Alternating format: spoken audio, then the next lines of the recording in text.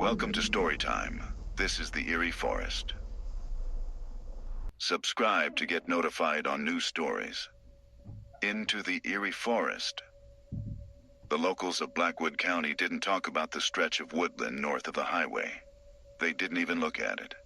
If you asked them for directions, they'd point you toward the interstate and tell you to keep driving until the trees thinned out. They called it the deadline, but on the old, moth-eaten maps in the town library, it was labeled the Ethelgard Reserve. To the internet, however, it was simply the Eerie Forest, a viral hotspot for ghost hunters, urban explorers, and fools. My brother Leo was one of the fools. He had gone in 3 weeks ago with a GoPro strapped to his chest and a solar charger in his backpack. He promised to livestream the heart of the woods. The stream lasted 40 minutes. It ended with him staring at something just off camera, his face drained of blood, before the connection cut. He hadn't been seen since. I wasn't a ghost hunter. I was a terrified older brother with a flare gun, a heavy-duty flashlight, and a desperation that tasted like copper in the back of my throat. I parked my car at the edge of the service road. The rain was already falling, a soft, relentless drumming that turned the world gray. It was the kind of rain that didn't wash things clean. It just made everything heavy. I stepped out, my boots sinking into the mud. "Leo!" I shouted. The forest swallowed the sound instantly. The trees here were wrong. They grew too close together, their branches weaving into a canopy so thick that it strangled the sunlight. Even though it was noon, stepping past the tree line felt like stepping into late twilight. I checked my GPS. It spun lazily, unable to find a satellite lock. I knew that would happen. I pulled out a physical compass and marked my heading. North-northwest, the direction Leo had walked. The first thing you notice in the Eerie Forest isn't what you hear. It's what you don't. There were no birds, no crickets, no rustle of small animals in the underbrush. There was only the rain. Patter, patter, patter. It hit the leaves with a rhythmic, hypnotic consistency. After 20 minutes of hiking, the air grew colder. A mist began to rise from the forest floor, curling around my ankles like white snakes. I tried to keep my mind on the facts. Leo was an experienced hiker. He had supplies. Maybe he fell. Maybe he broke a leg and was waiting for help. Snap. I froze. The sound came from my left. It was the distinct crack of a heavy branch breaking under weight. I swung my flashlight beam toward the noise. The light cut through the mist, illuminating wet bark and ferns. Nothing. "Leo?" I called out, my voice trembling slightly. "Is anyone there?" Silence. Just the rain. I waited for 10 seconds, heart hammering against my ribs. I convinced myself it was a deer, or maybe a rotting branch finally giving way to gravity. I turned back to the path, or what little path there was. That's when I saw the first marker. It wasn't a trailblaze. It was a shoe. A single, muddy sneaker, tied by its laces to a branch 7 feet off the ground. It dangled there, twisting slowly in the windless air. It wasn't Leo's shoe. It looked old, 1990s style. I walked past it, a knot tightening in my stomach. 10 yards later, there was another. A backpack, ripped open, hanging from a vine. Then a pair of glasses perched on a mossy rock. It looked like a trophy case. The rain intensified, the soft patter turning into a steady hiss. I pulled my hood tighter. I had been walking for an hour now. According to the map, I should have reached a clearing by a small creek. But there was no creek, just more trees. Identical trees. I stopped to check my compass again. The needle was vibrating, not spinning, but shaking violently, as if a magnet were passing underneath the earth. "Okay," I whispered to myself. "Okay, stay calm. You're just turned around." I looked for a landmark. I spotted a massive oak tree with a distinct scar running down its trunk. A lightning strike scar that looked like a jagged grin. I remembered passing it 10 minutes ago. I had been walking in a straight line. I was sure of it. I turned 90 degrees and started walking east, determined to break the circle. I marched faster, ignoring the slap of wet leaves against my face. The mud sucked at my boots, trying to hold me in place. 15 minutes later, I stopped dead. In front of me was the oak tree with a jagged grin, and hanging from the branch beside it was my own hat. I reached up to my head. My beanie was gone. I hadn't felt it fall off. I hadn't felt it snag on a branch. But there it was, tied securely to the limb with a piece of wet twine. Tied. Someone, or something, had taken it off my head while I was walking, moved ahead of me, and tied it there. Panic, cold and sharp, pierced through me. I wasn't alone. I spun around, sweeping the flashlight wildly. "Show yourself," I screamed. "I have a flare gun. I'll burn this whole damn forest down." The rain seemed to pause for a heartbeat, then resumed, louder than before. I started running. Strategy was gone. I just needed to get away from that tree. I ran until my lungs burned and the metallic taste of adrenaline filled my mouth. I slid down a muddy embankment and crashed into a small gully. I lay there for a moment, gasping, wiping mud from my eyes. Then I heard it. "Help me." It was a whisper, weak, strained. My head snapped up. "Leo? My leg. It's stuck. Help." It was him. It was Leo's voice. It was coming from a cluster of thick pines about 50 yards ahead. Relief washed over me so powerfully, it almost made me dizzy.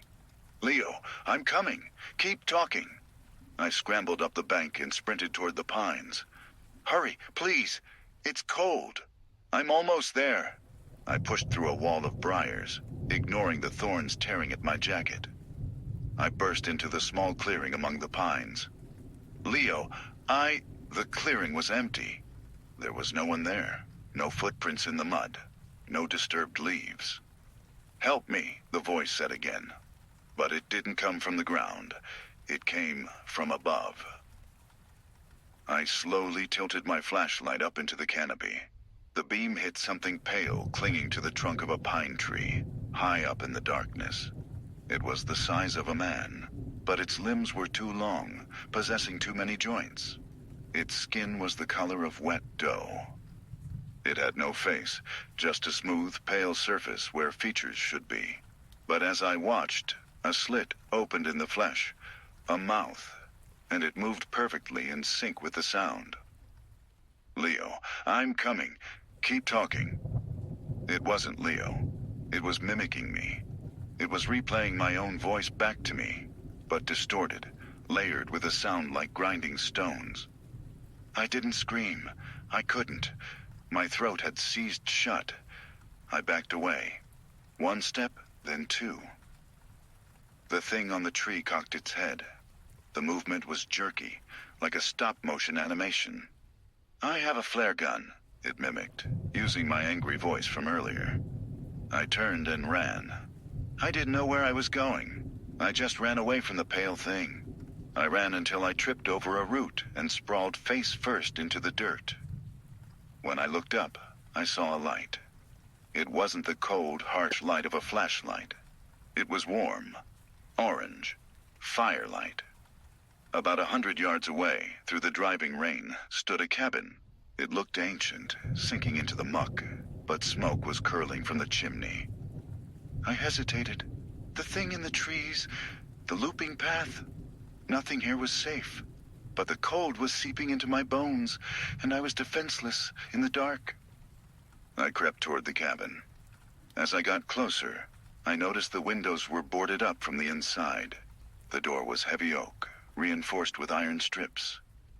I reached the porch. It creaked loudly. I held my breath. No sound from inside, just the crackle of the fire. I tried the handle, locked. "Hello," I whispered. Then my boot hit something on the porch floor. I shone my light down. It was Leo's backpack. It was soaked through, but I recognized the patches he'd sewn on. I fell to my knees and ripped it open. His camera was there, his water bottle, and his journal. I grabbed the journal, my hands shaking so badly I almost dropped it. I opened it to the last entry. The handwriting was jagged, frantic. Day 3. The rain won't stop. It makes the ground soft. They move through the mud like sharks in water. I found a cabin. I thought I was safe, but the door doesn't have a handle on the inside. It's not a shelter. It's a larder. It's a trap. If you're reading this, don't go in. Don't go in. Don't go in. I stared at the words. Don't go in. The sound of a heavy latch sliding echoed from inside the cabin. The door creaked open. Warmth spilled out, smelling of wood smoke and something sweet, like rotting flowers. I scrambled back, clutching the journal. "Leo," I called out, against my better judgment. A figure stepped into the doorway. It was backlit by the fire, so I could only see the silhouette. It was the right height. It wore Leo's jacket. "You came," the figure said. It was Leo's voice, perfectly Leo's voice, not the distorted mimicry from the tree. "Leo, oh my God." I stood up, tears mixing with the rain on my face. "We have to go, now." "I can't leave yet," the silhouette said. He didn't step out onto the porch. He stayed just behind the threshold. "It's warm in here. Come inside. Dry off." "No, we need to leave. I saw something in the trees." "The mimics?" Leo laughed softly. "They can't come in here. The wood is blessed."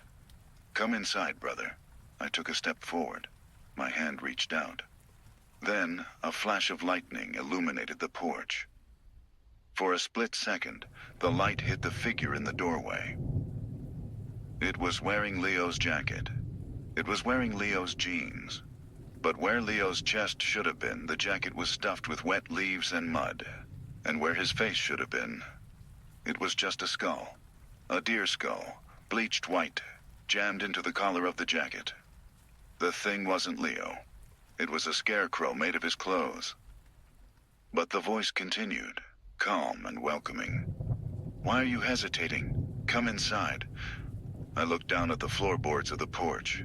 They were wet, but not with rain. A dark, viscous liquid was seeping out from under the doorframe. Blood.